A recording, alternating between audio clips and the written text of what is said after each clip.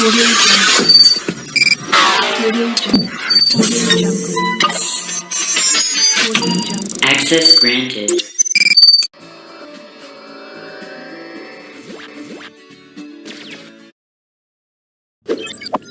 Welcome to the channel.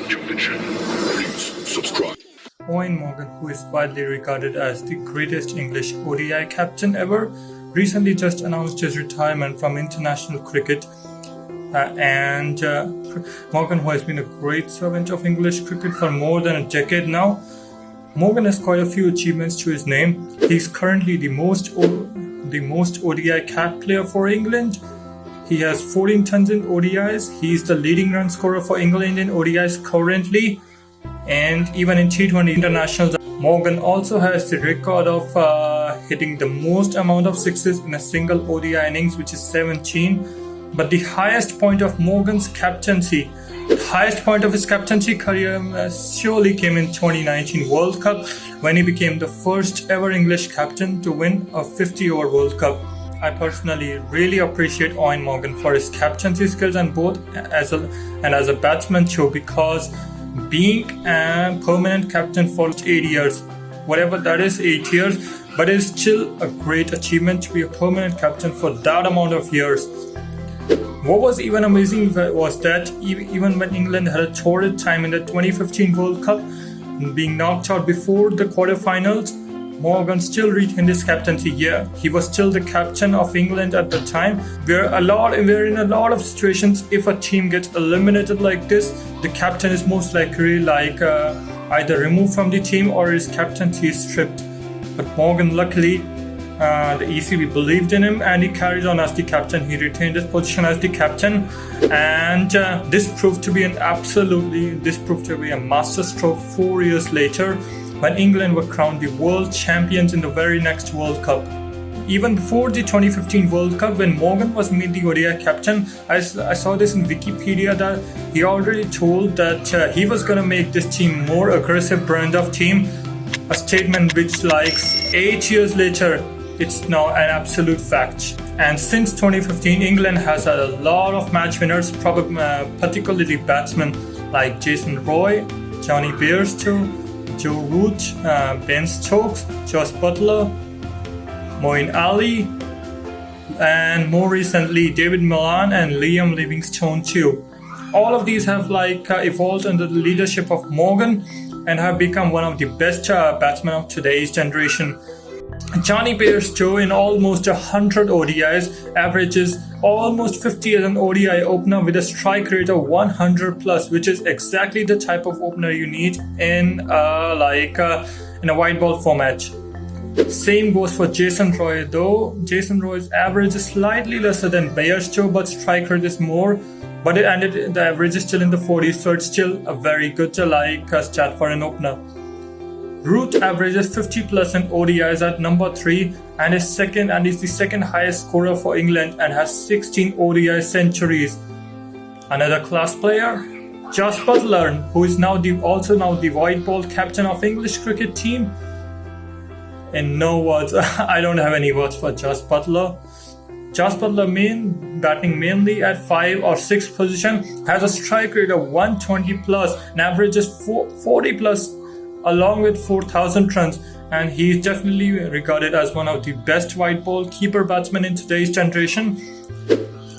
And Ben Stokes, you already knew, perfect all-rounder that everyone needs in their team. A big match winner, averaging 40 plus as an all-rounder at number 5 and a strike rate of near 100. Moeen Ali is slightly underrated in a team of powerhouses, but his contributions as an all-rounder, especially in ODI format, are just invaluable. And also, if I remember correctly, Moeen Ali has the 4th fastest century for England in ODIs, with Josh Buttler owning the 3 fastest. David Millan and Livingstone are also now becoming a force in white ball cricket.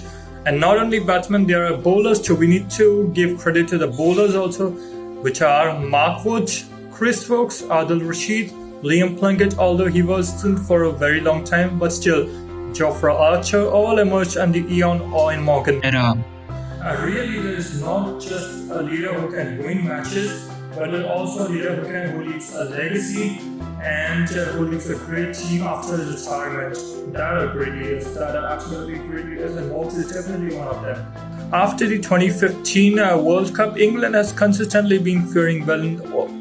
been consistently faring well in the ICC tournaments, finishing the 2016 T20 World Cup as the runners-up, finishing as the semi-finalists in the 2017 Champions Trophy, and then the ultimate victory in the 2019 World Cup, the biggest World Cup of all time. They won that match, they won the final, and also the 2021 T20 World Cup where they ended in the semi-finals.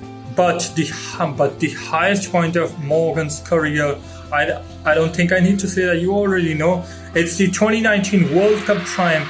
The same skipper 4 years ago who witnessed his team having the lowest in his career is now having the highest points in their career. Winning a World Cup is always a special achievement for any captain, and Morgan could finally lay his hand as the first English captain to win a 50-over World Cup. Morgan himself as a batsman, he did quite decent in the World Cup. His best innings was against Afghanistan, where he was belligerent, hitting the most amount of sixes in a single ODI innings and reaching the fastest ODI World Cup century by an English player. Moving on to the World Cup finals, Eoin Morgan probably made the toughest decision of his cricketing career, probably, when he asked a 24-year-old Jofra Archer to bowl the World Cup final super over. Imagine this. You are a 24-year-old bowler or even younger who is playing his first ever World Cup and who is just new to international cricket. Just think the amount of pressure bowling a World Cup final super over, because millions of spectators who have never witnessed a World Cup win, they are all counting on you to win it. That pressure is unbearable. And ultimately it paid well off.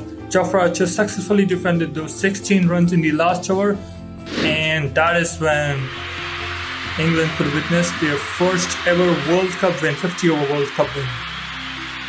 After 2019 World Cup, Morgan's form took a sudden dip. He wasn't able to score as quickly, and in fact, in the last 20-odd innings, which I remember, he just scored 2 half centuries. And as a captain, it can put your place under scrutiny.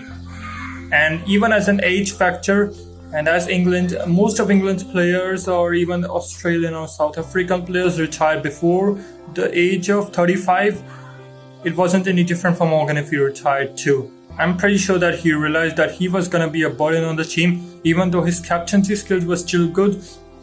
But he knew that he could have a chance to win another World Cup, but he didn't want to be a burden on the team. He didn't want to waste his space being a liability in the team, because he realized that he wasn't contributing well as a batsman, and so he gave his leadership to Jos Buttler and retired from cricket. And that's a pretty selfless move. That's an absolutely selfless move by Morgan. Eoin Morgan will always be a legend for the cricket community, and as the first English captain to win a 50-over World Cup, Morgan has transformed this England team from in its lowest point, and now it is at the highest point. The only bad thing is that he ended his ODI career with a duck. But that does not define his legacy. I hope that the future gens don't look at his last innings ducks and define him by those. He has been absolutely great as a batsman, absolutely great. And I think I've said enough. But once happy retirement, Morgan. The cricket world is gonna miss you.